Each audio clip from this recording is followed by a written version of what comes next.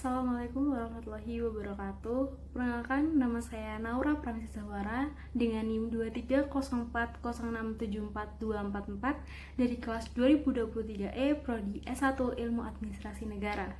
Pada kesempatan kali ini, saya akan memaparkan materi tentang sumber hukum dari mata perkuliahan Hukum Administrasi Negara. Baik, pertama-tama kita akan mengenal terlebih dahulu apakah itu pengertian dari sumber hukum.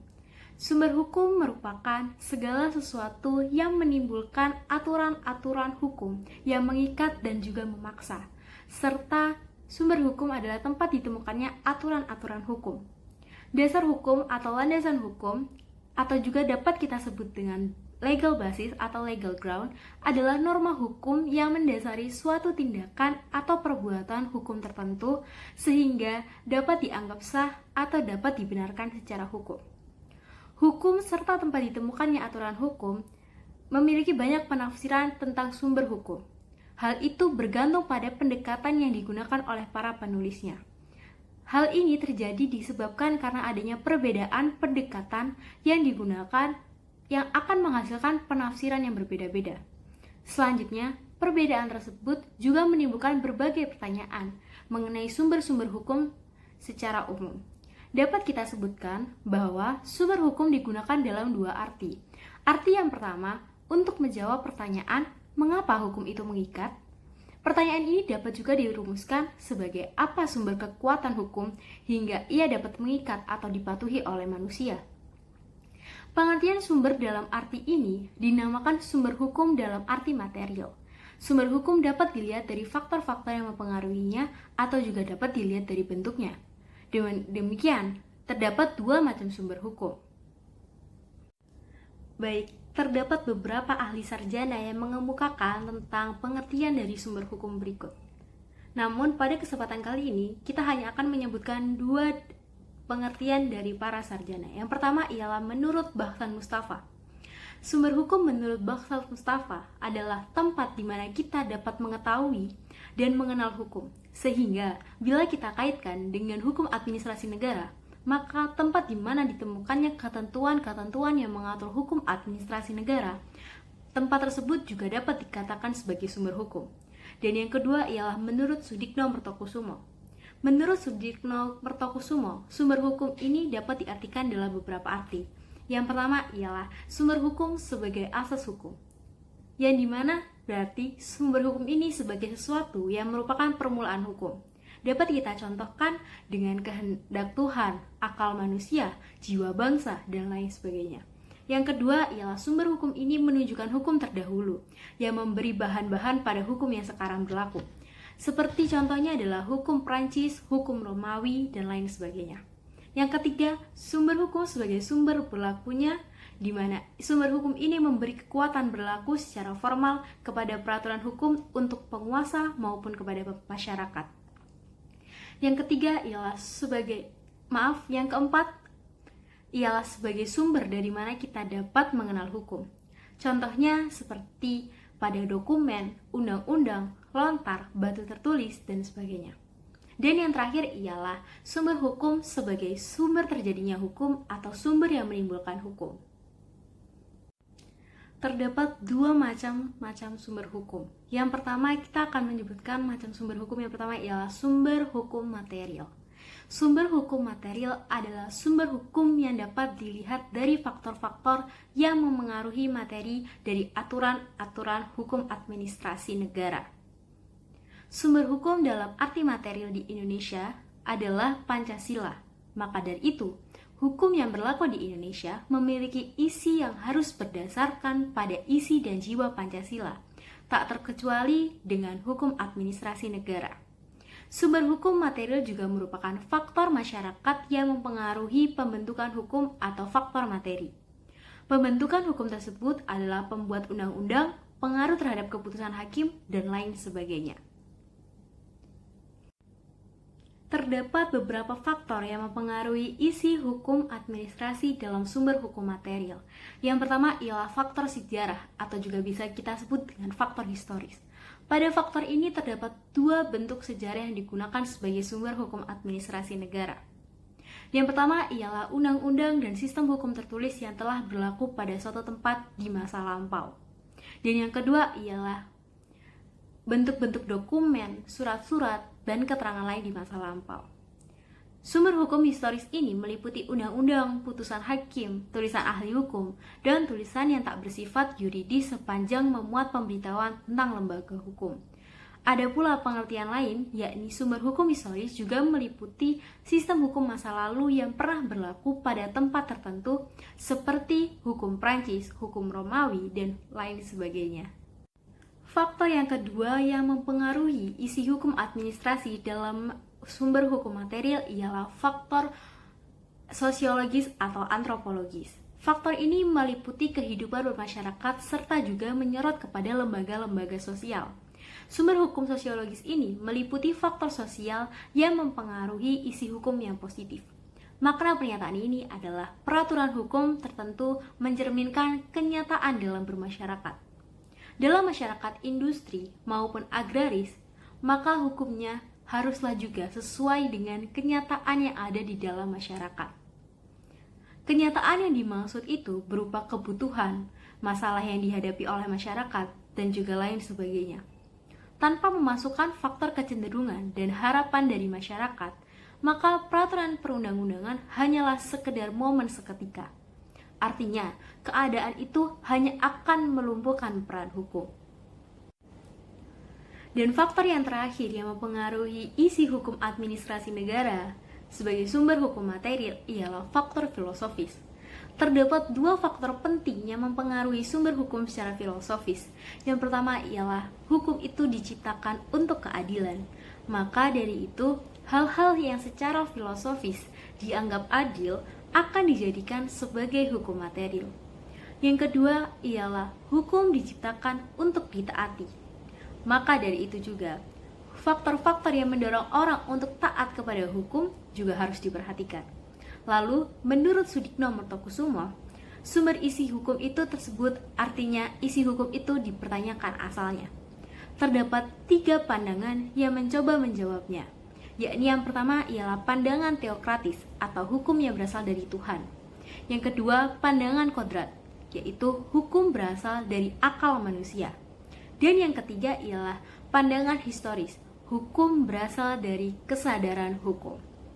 Kemudian yang kedua, sumber untuk menaati kewajiban terhadap hukum atau sumber kekuatan mengikat hukum. Sumbernya ialah semata-mata didasarkan pada kekuatannya yang bersifat memaksa kesusilaan dan kepercayaan yang ada. Kesusilaan atau kepercayaan yang ada ialah nilai yang dijadikan sebagai rujukan. Nilai tersebut berdampingan pula dengan nilai kebenaran, keadilan, ketertiban, kesejahteraan, dan lain sebagainya.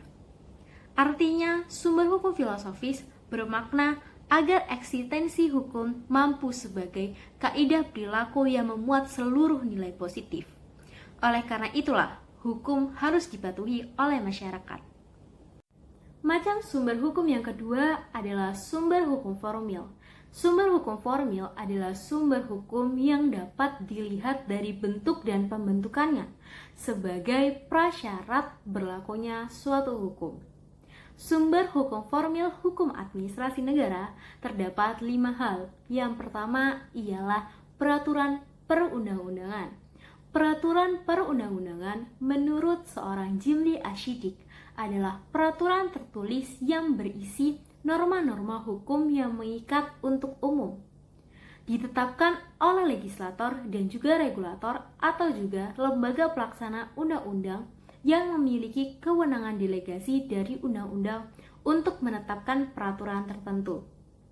Dalam konteks sumber hukum administrasi berarti peraturan perundang-undangan di bidang hukum administrasi negara. Peraturan perundang-undangan sebagai sumber hukum administrasi tidak terbatas pada peraturan yang dibuat oleh badan atau pejabat di luar administrasi pemerintahan saja, atau hukum administrasi negara heteronom, tetapi juga hukum yang dibuat sendiri oleh administrasi pemerintahan hukum administrasi negara otonom. Peraturan perundang-undangan di Indonesia dimulai dari ketetapan MPRS nomor 20, MRS tahun 1966 hingga Undang-Undang Nomor 12 tahun 2011 yang isinya ialah yang pertama Undang-Undang Negara 1945, yang kedua Ketetapan MPR RI, lalu Undang-Undang, lalu Peraturan Pemerintah Pengganti Undang-Undang atau kita biasa sebut dengan Perpu. Selanjutnya ialah Peraturan Pemerintah, dilanjut dengan Peraturan Presiden, dan yang terakhir ialah Peraturan Daerah. Yang kedua adalah praktik administrasi negara atau hukum tidak tertulis. Praktik administrasi negara atau hukum tidak tertulis adalah aturan-aturan dasar yang timbul dan terpelihara dalam praktik penyelenggaraan negara. Konvensi yang menjadi sumber hukum administrasi negara adalah praktek dan keputusan-keputusan hukum pejabat administrasi negara atau hukum tak tertulis, tetapi itu dipraktekkan dalam kenyataan oleh pejabat administrasi negara. Meskipun hal itu tidak tertulis, konvensi yang berupa praktik pejabat-pejabat pemerintahan ini penting mengingat hukum administrasi negara yang selalu bergerak dan sering dituntut perubahannya oleh situasi. Tuntutan situasi yang terjadi tiba-tiba itu akan sulit diimbangi dengan lahirnya hukum tertulis. Oleh sebab itu, perlu adanya sebuah konvensi sebagai hukum tidak tertulis. Yang ketiga ialah jurisprudensi. Jurisprudensi adalah putusan hakim administrasi negara pada PT-UN yang diikuti oleh hakim berikutnya dalam memutuskan perkara administrasi negara. Jurisprudensi di negara common law seperti Inggris dan juga Amerika dapat diartikan sebagai ilmu hukum. Kemudian di negara Eropa kontinental dan Indonesia, jurisprudensi diartikan sebagai putusan pengadilan. Dikaji berdasarkan aspek teoritis dan praktik peradilan, jurisprudensi dapat dikelompokkan menjadi dua kategori, yakni jurisprudensi tidak tetap dan juga jurisprudensi tetap. Jurisprudensi tidak tetap ialah seluruh putusan pengadilan yang memiliki kekuatan hukum pasti. Hal ini terdiri dari putusan perdamaian, putusan pengadilan negeri, dan seluruh putusan Mahkamah Agung. Lalu, jurisprudensi tetap adalah putusan hakim yang selalu diikuti oleh hakim dalam perkara yang sama ataupun sejenis. Fungsi dari jurisprudensi ini adalah antara lain ialah yang pertama, menegakkan adanya standar hukum yang sama dalam kasus atau perkara yang sama atau serupa. Karena undang-undang tidak akan mengatur hal tersebut secara jelas. Yang kedua, menciptakan kepastian hukum di masyarakat dengan adanya standar hukum yang sama. Yang ketiga, menciptakan adanya kesamaan hukum serta sifat yang dapat diperkirakan pemecahan hukumnya. Yang keempat, mencegah kemungkinan terjadinya disparitas perbedaan dalam berbagai putusan hakim pada kasus yang sama. Apabila terjadi perbedaan putusan antara hakim yang satu dengan hakim yang lainnya, perbedaan tersebut tidak sampai menimbulkan disparitas, namun perbedaan sebagai variabel secara kasuitis. Dan yang terakhir, fungsi dari jurisprudensi ialah manifestasi dari penemuan hukum. Lalu seperti apa sih contoh dari jurisprudensi? Seorang Muhammad Kamil Ardiansyah dalam Jurnal Ilmiah Kebijakan Hukum menerangkan beberapa contoh jurisprudensi dan kaidah hukum. Misalnya, pada putusan nomor 586K PDT tahun 2000 dengan kaidah hukum apabila terdapat perbedaan luas dan batas-batas tanah sengketa dalam posita dan petitum, maka petitum tidak mendukung posita. Karena itu gugatannya dinyatakan tidak dapat diterima. Doktrin adalah pendapat dari para ahli hukum. Doktrin dapat menjadi sumber hukum formal dalam hukum administrasi negara sebab pendapat para ahli itu dapat melahirkan teori-teori dalam lapangan hukum administrasi negara yang kemudian dapat mendorong timbulnya kaidah-kaidah hukum administrasi negara. Doktrin baru menjadi sumber hukum bila diterima oleh masyarakat tanpa proses perundang-undangan. Doktrin adalah ahli-ahli hukum ternama yang punya pengaruh dalam pengambilan putusan pengadilan. Dalam pertimbangan hukum putusan pengadilan, seringkali hakim menjadikan pendapat dari para ahli-ahli yang terkenal sebagai alasan putusannya, yaitu dengan mengutip pendapat-pendapat para ahli hukum tersebut. Dengan demikian, putusan pengadilan akan terasa lebih berwibawa. Perlu juga diingat, doktrin yang belum digunakan hakim dalam mempertimbangkan keputusannya belum merupakan sumber hukum formal. Jadi, untuk dapat jadi sumber hukum formal, doktrin haruslah memenuhi syarat tertentu, yaitu doktrin yang telah menjadi putusan hakim. Dan yang terakhir, bentuk dari hukum formal adalah traktat.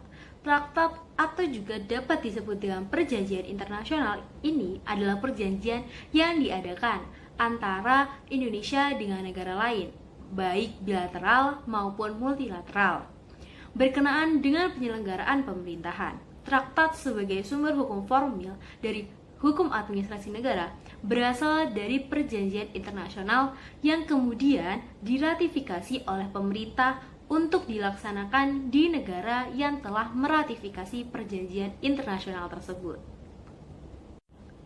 Sekian materi yang akan saya sampaikan, yakni tentang sumber hukum dari mata perkuliahan Hukum Administrasi Negara.